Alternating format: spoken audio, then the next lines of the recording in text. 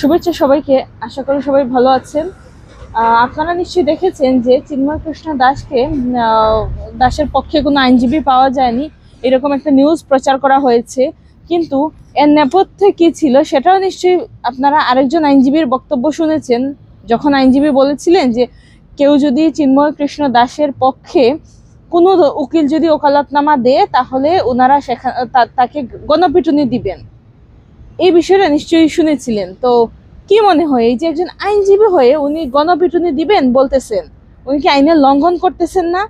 উনি আবার মানে একজন আইনজীবী, সবাই তো জানে যে একজন ভুক্তভোগী বা যে কোনো ধরনের অভিযুক্ত, তার পক্ষে আইনজীবী থাকবে, এইটা তার অধিকার, এটা তার আইনি অধিকার।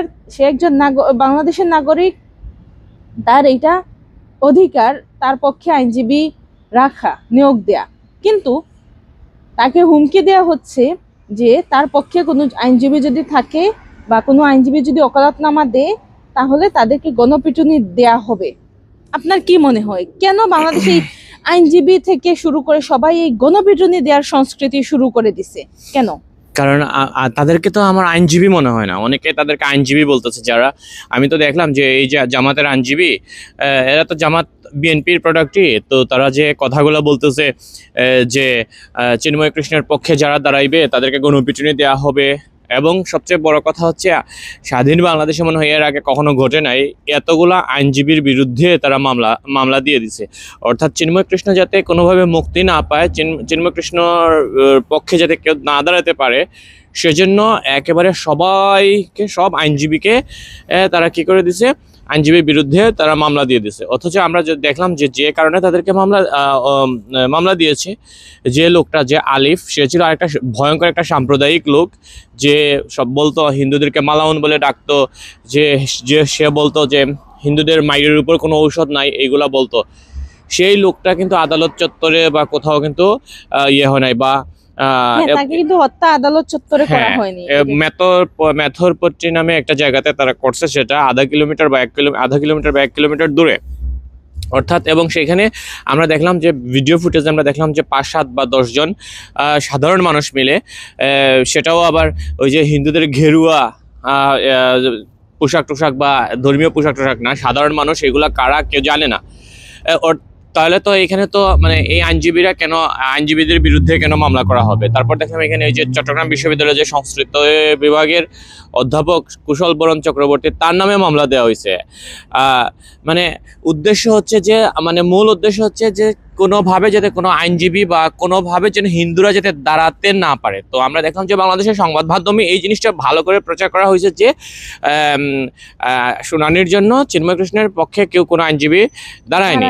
অর্থাৎ এখানে বুঝে যাইতেছে চিন্ময় কৃষ্ণ একজন খারাপ মানুষ এবং এই জন্য তার পাশে কেউ দাঁড়ায়নি। কিন্তু এই জিনিসটা কিন্তু বাংলাদেশের মিডিয়া, ইউনুসের চাটুকার মিডিয়া বা ইউনুস নিয়ন্ত্রিত মিডিয়া কিন্তু প্রচার করতেছে না যে চিন্ময় কৃষ্ণের পক্ষে যারা দাঁড়াবে, যে 70 জন বা তার বেশি আইনজীবী ছিল, তাদের 70 জনের বেশি আইনজীবীর বিরুদ্ধে তারা মামলা দিয়ে রাখছে। বলছে যে আদালত চত্বরে যদি কোনো আইনজীবীকে দেখা যায় তাহলে কি করা হবে, গণপিটুনি দেওয়া হবে। তো গণপিটুনি কারা দেয়? আমরা দেখলাম যে এতদিন ধরে আমরা দেখলাম যে ইউনুসের যে পালিত বাহিনী আছে, যেটা হচ্ছে গণপিটুনি বাহিনী, সেই গণপিটুনি বাহিনী যেই অশিক্ষিত মূর্খ বর্বররা, 71-এ পরাজিত শকুনদের বংশধররা, আমরা দেখলাম যে তাদেরকে কি করা হইতো, গণপিটুনি দিত। সেই আইনজীবীরা যারা নাকি আইন বিক্রি করে পেট চালায়, আইন ব্যবসা করে পয়সা সংসার চালায়, সেই আইনজীবীরা তারা কি করলো, মানে এরকম সন্ত্রাসের মতো কথা বলতেছে। ইসকনের এই জঙ্গি সংগঠনের নেতা এই চিন্ময় দাসকে যতদিন পর্যন্ত আলিফ হত্যা মামলায় আসামি করা হবে না, আইনজীবীদের আন্দোলন ততদিন পর্যন্ত। আমরা স্পষ্ট করে বলতে চাই, এই চট্টগ্রাম আদালত পাড়ায় যারা যদি কেউ সাহস করে এই চিন্ময় দাসের পক্ষে এবং চিন্ময় দাসের দোষরের পক্ষে কেউ যদি ওকালতি করতে চায় কিংবা ওকালতনামা দাখিল করে, সাথে সাথে এই কোর্ট বিল্ডিং এর তাকে গণপিটুনি দিতে হবে। তো আমি তাদেরকে কখনো আইনজীবী তো কখনো বলবোই না। আইনজীবীকে বললে যে যারা বাংলাদেশের প্রকৃত পক্ষে যারা আইনজীবী আছে তাদেরকে অপমান করা হয়। আমি আজ পর্যন্ত আমার যতদিন ধরে আমি এই সমস্ত বিষয়গুলো আমি বুঝি, হ্যাঁ, অন্ততপক্ষে সাল থেকে আমি বলবো যে আমার কখনোই মনে হয় নাই যে কখনো আমি এরকম ঘটনা দেখি নাই যে এইভাবে আইনজীবীর বিরুদ্ধে এইভাবে গণপিটুনি দেওয়ার কথা বলে, এইভাবে সন্ত্রাসের মতো কথাবার্তা বলে। একেবারে স্পষ্ট বুঝে যায় যারা 71-এ পরাজিত শক্তি, সাম্প্রদায়িক শক্তি, 71-এ পরাজিত সাম্প্রদায়িক শক্তি কারা ছিল? জামাত শিবির, এগুলো ছিল, তাই না? তো এরা দেখলাম যে মানে জামাত শিবিরের আইনজীবী বিএনপি প্রোডাক্ট, এদেরকে বলবো, কারণ বিএনপি তো এগুলোর বিরুদ্ধে কোনো প্রতিবাদ কিছুই করে নাই।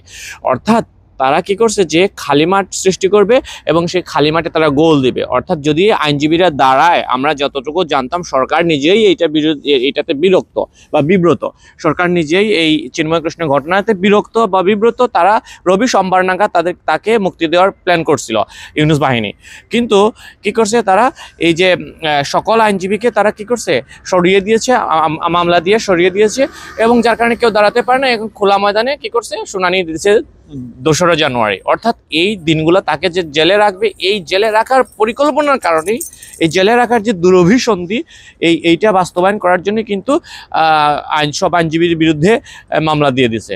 অর্থাৎ এইটা কিন্তু ইউনূস বাহিনীর একটা কিন্তু সুপরিকল্পিত একটা ঘটনা। ওই জুলাইয়ের মতো যে মেটিকুলাসলি ডিজাইন একটা প্ল্যান, সেটাই এখন বাস্তবায়িত হচ্ছে। আরেকটা বিষয়, এই আইনজীবী তার বক্তব্যের এক পর্যায়ে বলতেছে যে চিন্ময় কৃষ্ণ দাসকে আলিফ হত্যা মামলার সাজা দিতে হবে, এরকম সে বলতেছে। আমার কথা হচ্ছে, এবং আলিফ হত্যা মামলার আসামি বানাতেই হবে।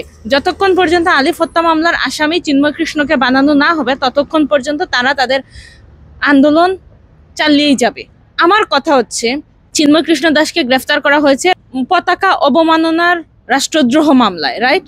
তাহলে যদি তাকে সেই পতাকা অবমাননার মামলায় গ্রেফতার করা হয়, এবং উনি ওই সময় জেলে ছিলেন যখন আলিফ হত্যা করা হয়েছে, তখন উনি জেলে ছিলেন, উনি জেলে থেকে কিভাবে এই হত্যার সাথে জড়িত থাকেন? উনি তো কোর্টের ভেতরে ছিলেন, তাই না? এবং ওই কোর্টের ভেতরে থাকার মধ্যে উনি কিভাবে এই ঘটনার সাথে জড়িত হলেন? উনাকে কোন যুক্তিতে আসামি বানাতে হবে? বিষয়টা কি এমন যে এখন গায়ের জোরে যা ইচ্ছে তা করব? একজন মানুষ, একজন অভিযুক্ত, সে জেলে থাকলেও তাকে এখন আসামি বানাতে হবে জোর করে?